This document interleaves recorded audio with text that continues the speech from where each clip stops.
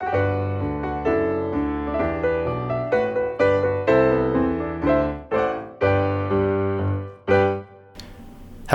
and welcome to a new episode of my Flosstube. I've been away for a while. It was just before Christmas, I think I did my last episode, and I had planned to do an episode in January, but unfortunately I had some problems with some dental surgery, which resulted in a massively swollen face, which was not really the most fun thing to show on camera. So I thought, I'll take a little break from things and I'll be back once all is settled. So I'm back again. Hopefully I'll be able to do some monthly updates again from here on. But I'm not going to say see you very soon, because I think that's just cursing things. So anyway, I've got quite a few things to share with you. So let's dive right in with some Evertoad related news bits. I've been working quite a bit again with Caroline from Evertoad, and this time together we have released a new pattern called Isabella's Heart. Isabella's Heart is a fairly small pattern, so it's not like too huge a project to work on. It's 104 crosses wide and 104 crosses high and 127 crosses wide, and it uses 3 different colors. I have charted it with the Leo and Roxy Yarn Company flosses in mind. I really love them, and I thought I would make a little pattern using them, and then Leo and Roxy dyed some amazing linen to go with this. The pattern is available as a PDF if you want to just download the PDF and start stitching right away. You can get that from my website, or you can get the exclusive printed booklets from Caroline's website, www.evertoad.com. The patterns are shipped from Canada, as Evertoad's is in Canada. Prices are also in Canadian dollars, but Caroline has a really nice little tool on her website that you can set the prices to your currency. So when you see the dollar price, just keep in mind that the first time you visit the website and you see the dollar price, it's not US dollars, it's Canadian dollars. So once you transfer it to US dollar or your own currency, the prices will actually come down a bit, if that makes sense. So yeah, it's a nice little pattern. I designed it after we had a little chat, and I was thinking about what shall I do for this pattern, and I got really inspired after viewing the online version of the books of Isabella. Sorry, I have to look up her name now because she's got a tricky name, Isabella Catanea Parasole, and she was a early Baroque, late Renaissance, early Baroque illustrator of pattern books, and she was an amazing woman. She made these stunning pattern books, mainly for lace making and for sort of freehand embroidery, and they were not meant as counted stitch patterns, but I thought that the symmetry and the beauty of the patterns would lend themselves quite well to be translated into the medium of cross stitch. So I looked at one of the designs that she did, and I started with that pattern, turned it into something quite different but still inspired by this thing that she made, into a cross stitch bit, and then I added lots of stuff and I made it in the end what you see, sort of keeping her design language in mind as well. So that's why I called the pattern Isabella's Heart. And that one is out now. You can order it from Caroline, who will be shipping, I think, very shortly, the pre-orders that she's got in. And make sure you have a little look at Caroline's website, because she's made some amazing project bags to go with these kits. They're absolutely stunning. So I definitely recommend looking them up. And to keep in the same vein about Caroline's shop, Evertoad, she has just launched an amazing new Evertoad's Floss Club. So that's something that you definitely want to keep an eye on. She will be doing 3, 6 or 12 month subscriptions. So every month you will get a little bag with some amazing Leo and Roxy Yarn Co. floss. The kits that she has are neutrals, brights, or both brights and neutrals. The neutrals bag will have 5 neutral colors, the bright bag will have 5 bright colors, and the neutrals and brights, you will get both of those, so you'll get a total of 10 flosses. And I think it's a really great way, if you haven't got a big stash of floss, to start building up some amazing over-dyed flosses that you will be able to use as a substitute on, like, when you want to liven up a period sampler and you don't want to go for the standard DMCs, or you just want to work on some small projects and you don't know what colors to get. I think these little sort of floss bags will really help you, especially when you get the muted and the sort of the neutrals and the brights. They will be nice colors that go together nicely, so you can sort of make up little projects and you say like, hey, instead of these colors I can use maybe some of my neutrals or my brights for this project. So I think it'll be a great way to start for you. Even if you have a ton of floss, it's always nice to get some more floss. So you can find all of the information, which I will link below in the description as well, to the Evertotes website. So that's definitely. The other thing that I really wanted to share with you is that a while ago I was approached by the Japanese magazine Stitch Days to produce a stitch along with them, and the design I created was called Winter in the City, and it was split over 3 parts, and it is completely available now in all 3 of the latest issues of Stitch Days. So we have here, the first part was in this one, then the second part was in this one here, and the final part is in issue 35. Now, Stitch Days is an amazing magazine. I can't recommend it highly enough. They really have a knack for creating beautiful magazines, and just the photography is really inspiring. And I don't know if I'm the only one, but whenever I buy a cross-stitch magazine, a lot of the magazines, there might be one project that you buy it for that's worth stitching, and the rest is just nice to look at for a little bit, but it's not really my cup of tea. And with Stitch Days, it literally, I feel inspired to make everything in it. I wouldn't, because I wouldn't have time for it, but it is really inspiring. It's just a beautifully made magazine when you look at it. The photography, as you can see, is beautiful. It's got amazing projects, and this is the final image of the stitch along, as you can see it here in the magazine, and that pattern is now fully out in here. Now, so it is number 33, number 34 and number 35 of Stitch Days that you can find this design in, and there's, like I said, there's a ton of other amazing patterns, so it is definitely worth buying these magazines, although they can be a little bit expensive when you buy them abroad, with import fees and shipping and everything that comes with it. However, I think it's worth it. But if you want to just buy the PDF from next year onwards, so January 2023, the stitch along that's in this magazine will be available as a full chart directly from my website. So you can just get it from my website as well as a PDF.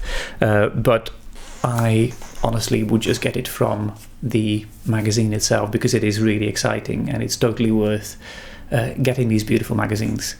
The last thing that I wanted to talk about in today's video is my own stitch along for this year, 2022, the Engeltje Tjakkes stitch along. So I've had a couple of people ask me, like, how do we pronounce the stitch's name? So yeah, her name is pronounced Engeltje Tjakkes, and the Tjakkes bit is a patronym, as her father was called Tjakke or Tjako, and it meant that she would take on her dad's name as her last name. So Engeltje Tjakkes, that was basically what a lot of people at the time used to do. And it was stitched in 1835 in the province of Groningen. And Groningen is one of the 2 most northern provinces in the Netherlands, and Groningen has a had a fascinating tradition in the 19th century of producing fully stitched black samplers, which is quite unique. We don't see it anywhere else, in the Netherlands at least, except for this small province where they just created these stunning samplers. And I bought Engeltje's sampler on an auction website where you would buy directly from people and you could bid on items. And this gentleman selling this had 3 samplers, and I had no idea whether they were antiques or not. And sometimes you buy something and it is just too good to be true. And usually when something seems too good to be true, it is. But I felt like I had near certainty that 2 of the samplers were the real deal, and I thought like, well, if this one isn't, then it's fine. I'll lose out a bit of money, but the other ones were quite cheap anyway. So I thought like, you know what, it'll be exciting. I'll just go for it, buy these samplers, see what they are like. And it was a really nice gentleman, and when I got the samplers, I was really amazed by the other 2 as well. But when I unwrapped Engeltje's sampler, it was one of those moments where you sort of have to pinch yourself, like it's the real deal. And I was super excited because they are just such stunning samplers. They're really beautifully done, and the level of detail on the sampler it's just stitched so beautiful and so finely, and yeah, it's just a stunning sampler. And when I started charting the actual sampler, I ran into one problem, which was that the linen that she stitched on was so completely uneven that she made some mistakes. Sometimes she made the mistakes on purpose because the linen was really thick in some bits and really thin on other bits. So sometimes there were bits where she stitched over 3 threads, sometimes she stitched over 1 thread, just purely to make up and get the stitches look as evenly as possible. But of course, when you have a proper even weave material, and on modern day linens are nearly even weave, the problem that you run into is that you can't count it out, because you will have 20 stitches on one side and 18 stitches on the other side, and it gets wonky. But on her thing, it matched up because she had to sort of make up for the threads. What this did was, and what it meant was, that I had to make some decisions with regards to the border, where she made a few really big mistakes where she was going like this, and then she had to adjust it and then continue like that further. And it looked so wonky that I thought like, I am going to change these little things. So I made a few small concessions. The sampler itself is exactly the same, but the individual elements, I had to make some small adjustments to make it all fit into what you get in the end.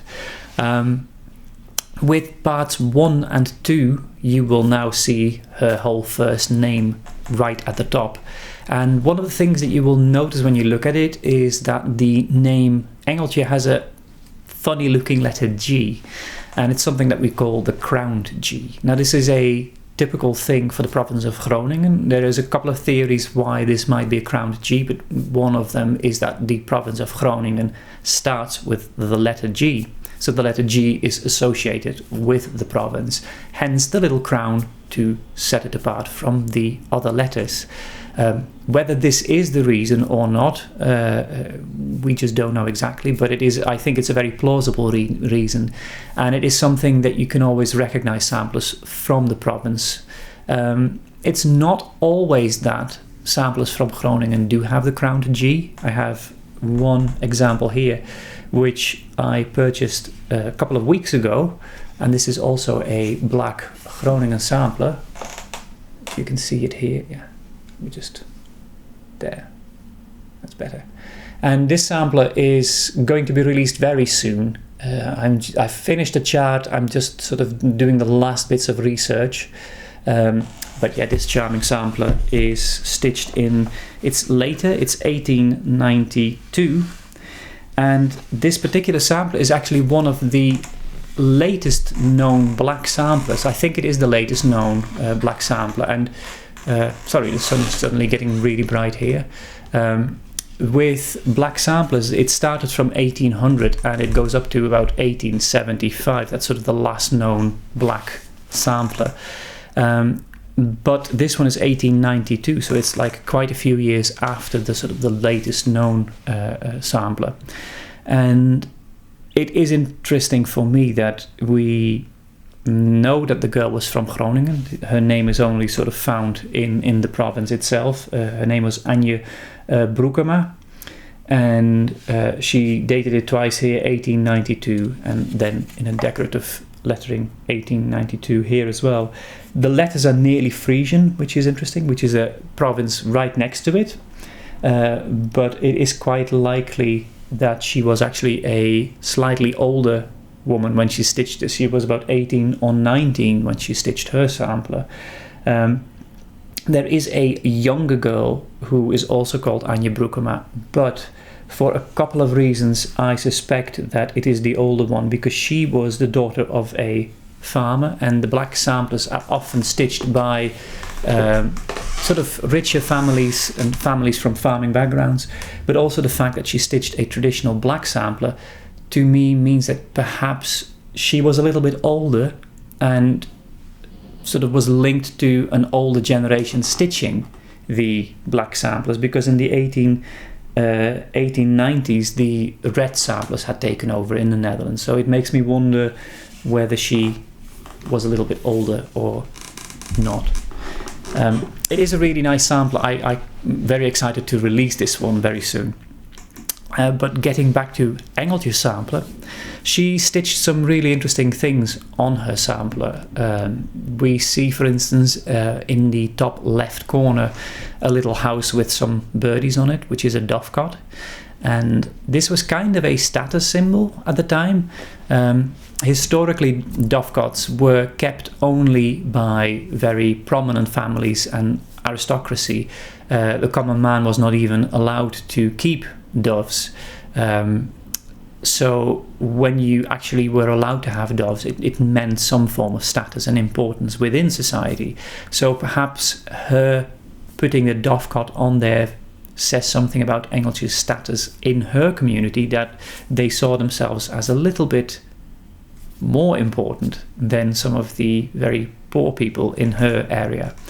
And we do know a little bit about Engeltje and her family, and I do believe that she was of an important enough family that she could make that claim on her little sampler. And below it we see a deer in a garden, and the motive of an animal in an enclosed garden is something that we see basically since the Middle Ages on woven tapestries. And the unicorn tapestries have some beautiful the trapped and tied unicorn against a tree, but there is also the Dutch maiden in the garden, which is then called the Garden of Holland. So there's a lot of history with regards to little gardens on samplers, and there's quite a few different meanings towards the deer or the stag as well on samplers, but whether this is just a stag or whether this actually has some more meaning, it's quite hard to tell.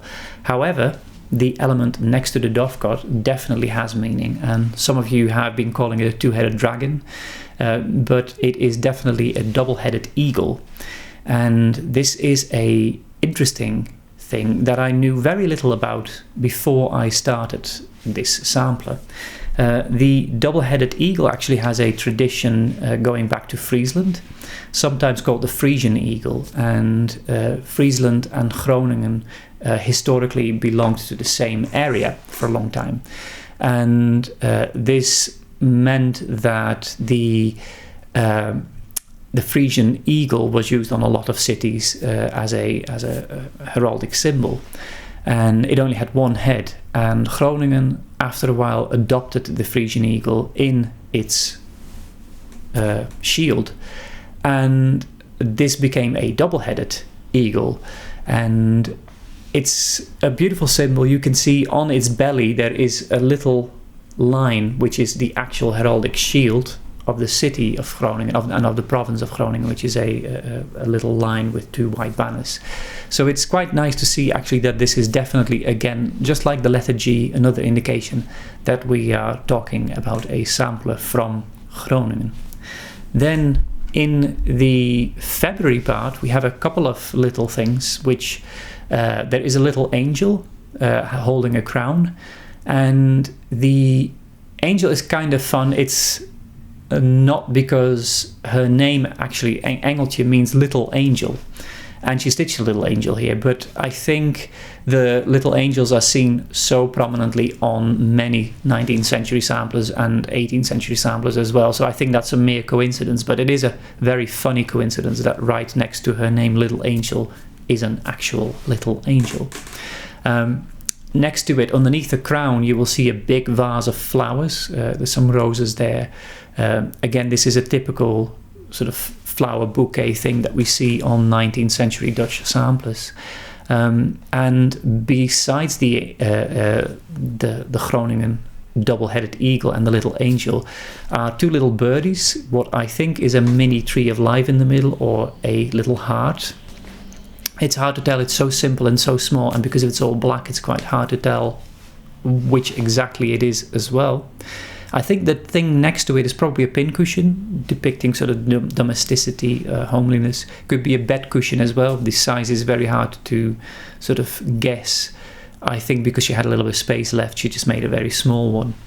But yeah, it's a very sweet little element on her sampler.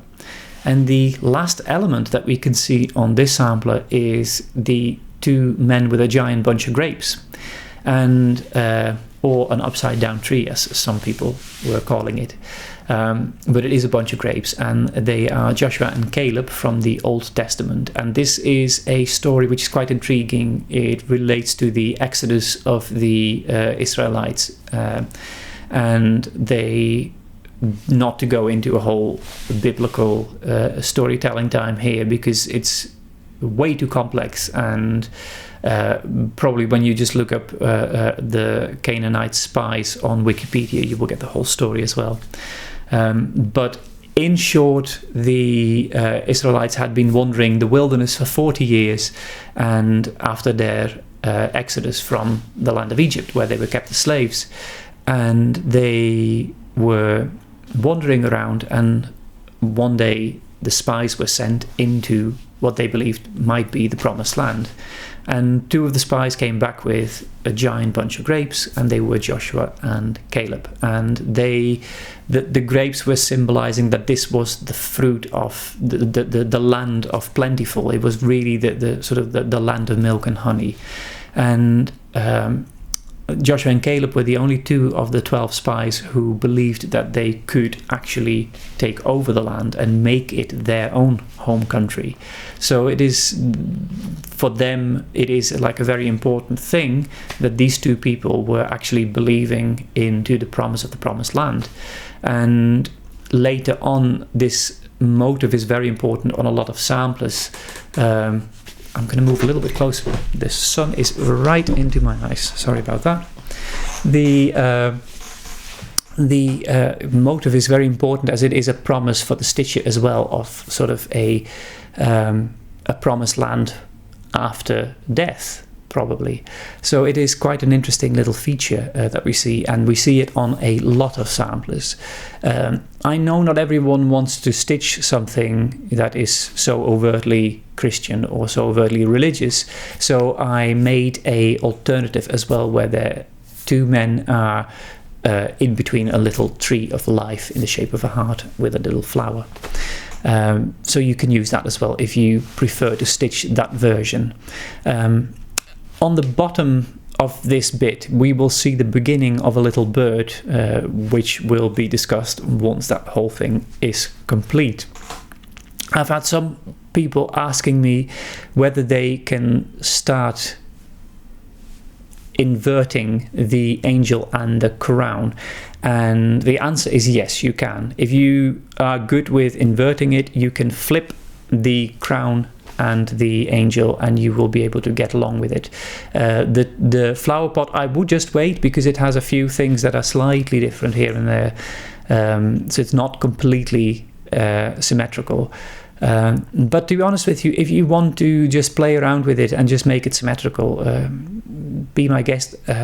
I wouldn't worry too much if something is slightly off, or two crosses too high or too low. Like I said as well earlier, I had to make some adjustments in this design to make up for how wonky Engeltjes linen really was. So if you feel that you want to stitch something in a slightly different spot, or if you've made a mistake, I wouldn't sweat it. As long as it doesn't bump into another part and it doesn't completely throw your whole design off, you'll be all right. So that should be all good.